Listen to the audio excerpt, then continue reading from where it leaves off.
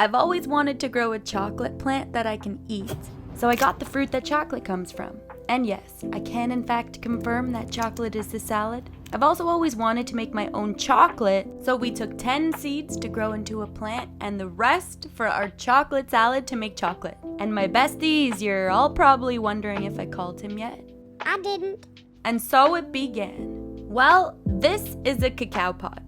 Inside are the seeds that we ferment, roast, and grind to make chocolate. The seeds, they're covered in a white sticky pulp that's high in sugar, but you can consume it.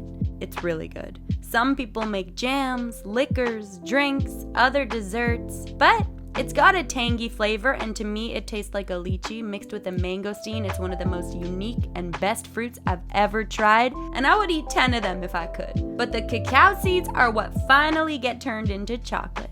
The seeds, they're like a dark chocolate mosaic, and in order to grow it, we're gonna have to remove that outer gelatinous layer of skin from the seeds to reveal the inner cacao nibs. And botanists say that the 30 to 50 seeds that lie in the pod can even germinate in 24 hours. So we got to work. We peeled each seed so we could prep them to sprout the little baby tails. Then we placed our seeds in orderly fashion on a damp piece of paper towel. We sealed that in a glass jar. And we started the daily timer, spritzing it with water religiously to keep it damp and give it the right environmental conditions to grow. And we also planted some in soil so that we could optimize our chances of growth in case the germination failed. I waited 7 days, and after the first 24 hours passed, something insane happened because the little tails, they started to sprout out. A couple days passed, they started to grow tails. Day 3 and 4 came around, and I was still so excited for our chocolate plant. I thought, what could go wrong? Everything's going so right. And of course, I kept religiously spritzing it every other day with more water to keep that paper towel damp. And you know what they say, you never know until you try, but you gotta take good care of it. But day 5 and 6 came around. It did look like the seeds were starting to darken. I started to wonder if I needed to keep the outer gelatinous white layer of skin on the seeds so that they could germinate because they looked to be getting a bit moldy, and I wasn't sure why they were getting dark either. But if we know anything, it's that plants are all trial and error, and sometimes you have to try many times, and some mold is okay, but this was some pretty sketch mycelium. Well, I also had my grow box handy, and by day 7 I realized if I wanted to save these little lives, I had to put the last seeds standing in my grow box to give them the optimal conditions to grow. And don't worry, you don't have to wait until next week for results because I wouldn't do you dirty like that. We got all the results in this video.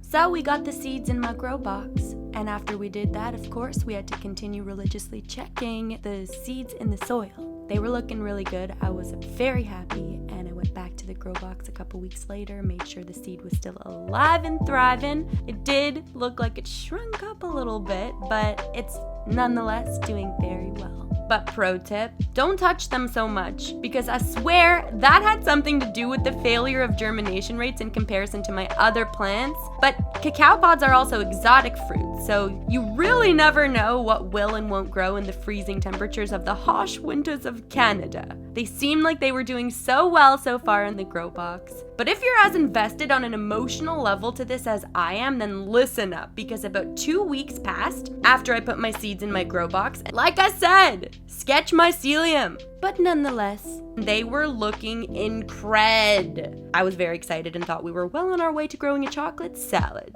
I actually also put a couple of them in my grow box, and some of them had lots of potential, but the tails were actually starting to have some sort of growth traction, and some nice roots were shooting out of the sprout, so I put it back in its home and I left it. But the next week I went to check on them, and they also started to turn black like the ones that were germinating on the paper towel, and the ones in the soil, of course I was still checking, they seemed pretty dead. But I was determined to succeed. So you know what I had to do? I got my hands on another cacao pod, but this one must have been a different variety because it was something out of Rick and Morty. The seeds were purple and the flesh seemed like it was rotting. My fingers and my hands turned orange. I was really not down for this, and I was just happy we had the second cacao pod because I didn't care how we opened it. What really mattered was the seeds. I also got a lot of the rotten flesh juice in my eye. It was a crazy experience. I almost questioned my sanity at one point. It was a true disaster. But when you're at rock bottom, the only way that you can go is up. So after crying a little bit and making sure I didn't have an eye infection, I got to work and I got all the seeds and I peeled them all nice and dandy, my orange hands and everything, but the seeds kind of looked weird, like something was off with them.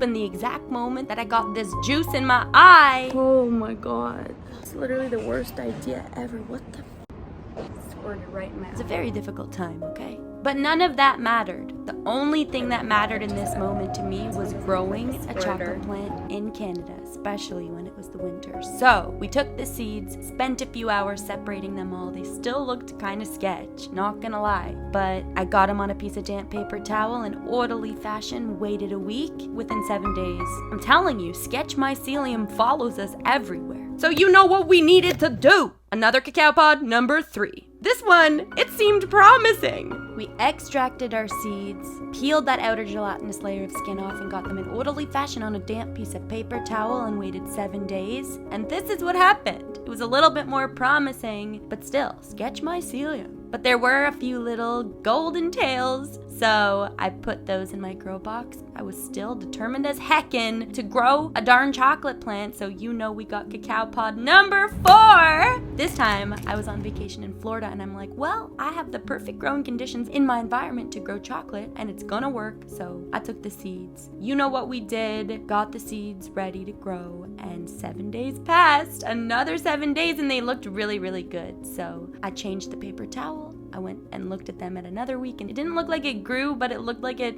shrunk. But at this point, I traveled from Florida to LA, and I was like, okay, you know I wasn't satisfied. I knew where I went wrong with some of these things, so I thought, okay, we're gonna grow these ones. Cacao pod number 5, get them on a piece of damp paper towel. I'm determined as heckin'. Cacao pod number 5 is the last one that we're gonna try to grow this plant, and if it doesn't work, then we're just gonna heckin' make chocolate. By the way, the skin is so good. It's all edible. It tastes so sweet. It's like a lychee, but I took the seeds, got them prepared to make chocolate, but I also took some of them to grow. I even added cinnamon to prevent that sketch mycelium. And the tails, again, they were looking okay, but they also just shrunk up. So after months of trying to sprout these seeds, failing time and time again, I thought it's finally time to make chocolate with these seeds. We still have the ones in our grow box, and hopefully they'll grow. Frustrated but not defeated, I really need some chocolate salad right now. I changed the approach a little bit to make something delicious with the cacao pods, the leftover seeds. We roasted the cacao beans, we removed the shell, we ground them into a powder, mixed them with sugar, added a splash of milk, and blended it. And after a few hours, I had chocolate. But this chocolate, it was like the texture of a brownie, and it tasted really good, but it was a thick dark chocolate, and I wanted to make one that was nice and runny chocolate, and chocolate that was a little bit more sweet because I don't think I added enough sugar. So I made a second round of chocolate. Really should have gotten a chocolate mold, but this time I was creative. I used baking cups as my mold, and I still think it had to be a bit more creamy, maybe needed more milk. I'm not really sure. I'm not a chocolatier. It still worked out really well, and this time it even tasted so much better than the last time. So 5 cacao pods, 2 chocolate making sessions, and 1 surviving chocolate seed that's still in its grow box home. These cacao pods had me in a chokehold, and they're not releasing me until I grow a darn chocolate plant successfully. It's definitely safe to say that this was like nothing that I ever tried before, and although we didn't fully succeed in growing a full-blown plant with cacao pods growing on it, we did learn that sometimes failure can lead to unexpected and delicious discoveries, and who knows? Maybe we'll try again with cacao pod number 6 in a little bit, but I did say that I always wondered if chocolate was easy to grow, and I pretty much made it happen and got my chocolate salad too. And I never called him, by the way. So thanks so much for watching and being part of this chocolate growing journey with me. I'll see you next week. You know that. I love you. And don't forget to subscribe. It's literally the worst idea ever. What the? Squirted right in my eye. Squirter. If I don't get an infection.